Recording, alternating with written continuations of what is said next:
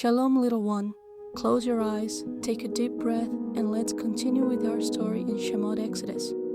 Moshe had fled from Mitzrayim. Once, he had walked the grand halls of Pharaoh's palace, clothed in fine linen, called the grandson of a king. But that life was gone. Now he walked among the mountains of Midian, the hot desert wind tugging at his robes. For 40 years, he had lived far from Mitzrayim, tending sheep in the quiet wilderness. He had married Zipporah, the daughter of a Midianite priest, and had become a shepherd, leading his flock across the rugged land. His hands, once soft from palace life, were now rough and calloused. His feet, once stepping across polished stone, were now covered in desert dust. He no longer heard the cries of his people, but Yahweh had not forgotten them, and soon Moshe's life would change forever. It was a day like any other. Moshe led his flock through the wilderness, guiding them toward fresh pasture. He climbed the rocky slopes, stepping carefully as the sheep followed behind him. The sun was high, beating down upon the land, and in the distance, a mountain stood tall against the sky. It was called Har Chorev, the mountain of Elohim. As Moshe drew near, something caught his eye. A fire, a bush burning in the distance. Its flames licked the sky, bright and wild, yet something was strange. Moshe furrowed his brow, stepping closer. The flames danced and crackled, but the bush did not turn to ash. It was burning, yet never consumed. His heart quickened. "This is strange," he murmured.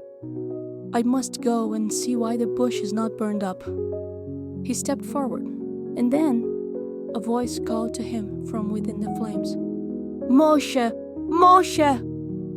Moshe froze, his breath caught in his throat. His name, spoken by a voice unlike any he had ever heard. It was deep, powerful, yet steady as the wind. It did not come from a man, nor from the earth. He swallowed hard and answered, "Here I am." Then the voice spoke again. "Do not come any closer. Take off your sandals, for the place where you are standing is holy ground." Moshe's hands trembled as he bent down, slipping off his sandals, feeling the warmth of the earth beneath his feet. And the voice said, "I am the Elohim of your father, the Elohim of Abraham, the Elohim of Yitzchak, and the Elohim of Yaakov." At these words, Moshe hid his face. He fell to his knees, trembling. He could not look upon the presence of Elohim. And then Yahweh spoke again. "I have surely seen the affliction of my people in Mitzrayim. I have heard their cries because of their taskmasters, and I know their suffering. I have come down to deliver them from the hand of the Egyptians and bring them to a land flowing with milk and honey." Moshe closed his eyes, his heart pounding. For so long, he had tried to forget his past. But now, Yahweh was speaking of his people, and then the words that shook him to his core. "I will send you to Pharaoh, so that you may bring my people, the children of Yisrael, out of Mitzrayim." Moshe's eyes widened. His breath came in short gasps. "Me?" he whispered. "Who am I that I should go to Pharaoh? Who am I that I should bring the children of Yisrael out of Mitzrayim?"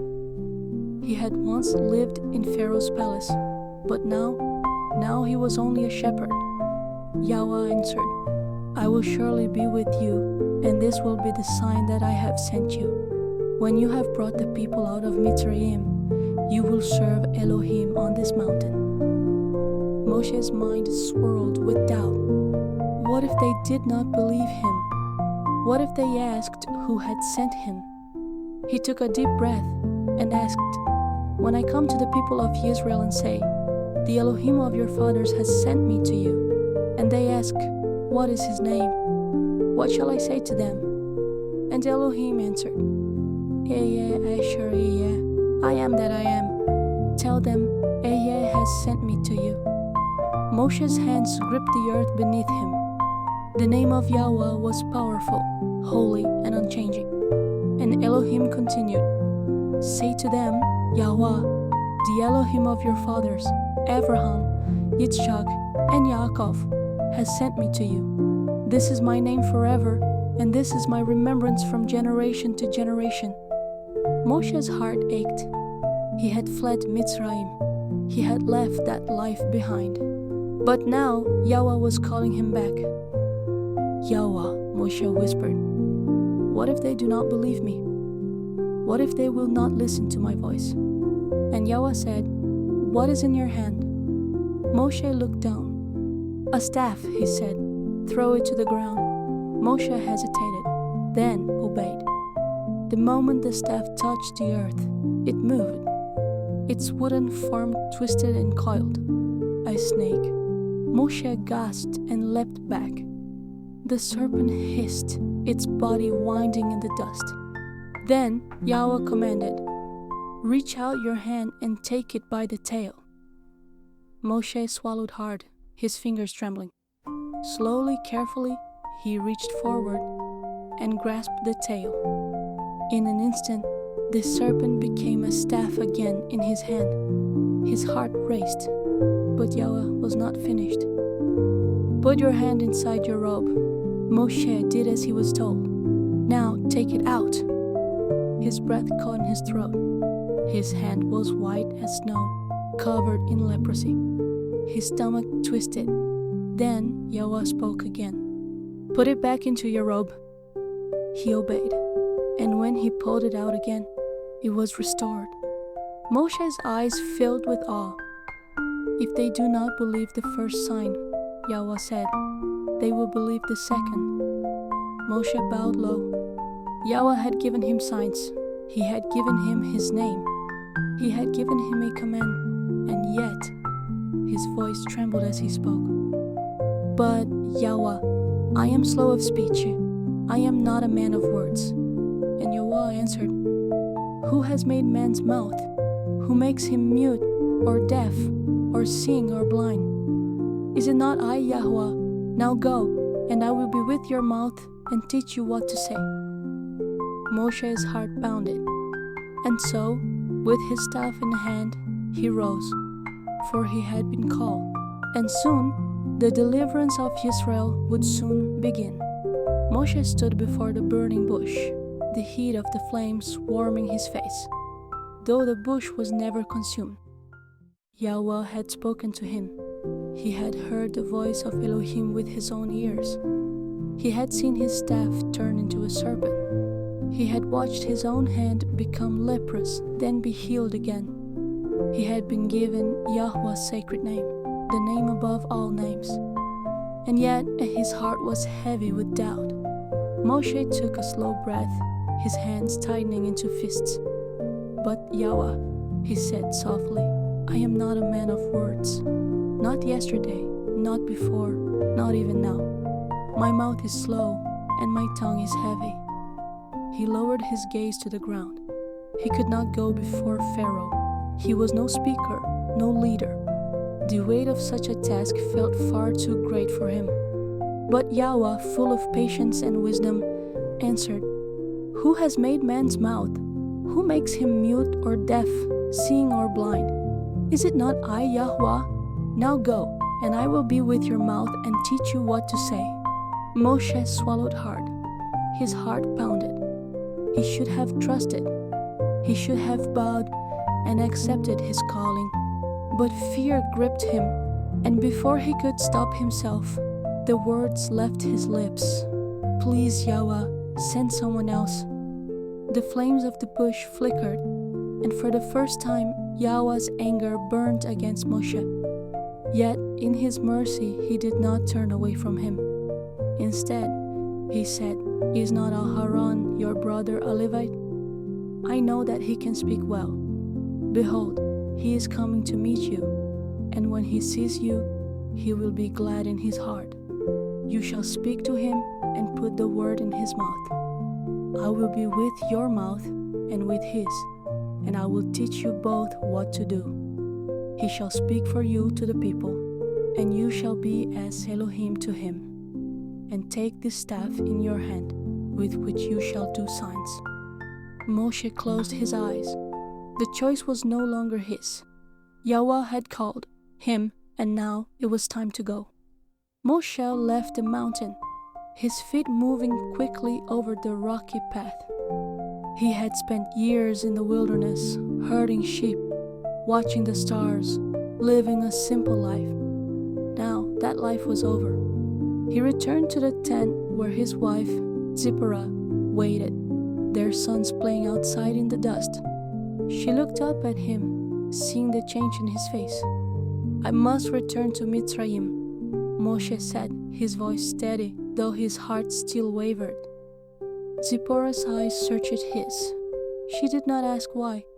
She could see in his face that this was no ordinary journey. She gathered their things, their sons, and together they set out for Mitzrayim. On the way, as they traveled through the wilderness, something strange happened. The presence of Yahuwah came upon them, heavy and fierce. Moshe, the chosen one, the man Yahweh had sent, was now facing judgment. For though he had obeyed the call, there was something left undone, something from the covenant of Abraham. Their son had not been circumcised, and Yahuwah's command must be followed. Zipporah saw what was happening. She did not hesitate. She took a sharp stone, pressed it against her son's skin, and completed the covenant. Then she took the piece in her hand and touched Moshe's feet with it, saying, "Surely you are a bridegroom of blood to me." And the presence of Yahuwah lifted. The journey could continue. Meanwhile, far away, Aharon was in Mitzrayim. The spirit of Yahuwah stirred in his heart, and a voice whispered within him, "Go into the wilderness to meet your brother Moshe." Aharon's heart quickened. His brother. He hadn't seen him in so many years. He had thought Moshe was gone forever. And yet, Yahweh was sending him to meet him. He rose quickly and made his way into the wilderness. And there, on the road, he saw him. Moshe stood with his wife and children, his staff in hand, his eyes filled with something Aharon had never seen before. The two brothers embraced, their voices filled with wonder and joy. Then Moshe spoke. He told Aharon everything, about the burning bush, about Yahweh's name, about the signs, the staff that turned into a serpent, the hand that became leprous and was healed. And Aharon listened. He did not question, he did not doubt, for he knew that when Yahweh speaks, it must be obeyed. Together they continued toward Mitzrayim, toward the children of Israel, toward the mission that would change the world forever. When they arrived, they called together the elders of the people. Aharon stood before them and spoke the words that Moshe had received from Yahuwah. Moshe lifted his staff, and before their eyes he performed the signs Yahuwah had given him. The people watched, their eyes widened, and then their hearts bowed low. The cries that had risen for years, the prayers whispered in the dark, the longing for deliverance. Yahuwah had heard them. Yahuwah had seen them. Yahuwah had come to save them. And so the people of Israel fell to their knees, their voices trembling, their hands covering their faces, and they worshipped, for their Elohim had not forgotten them. And soon the chains of Pharaoh would be broken.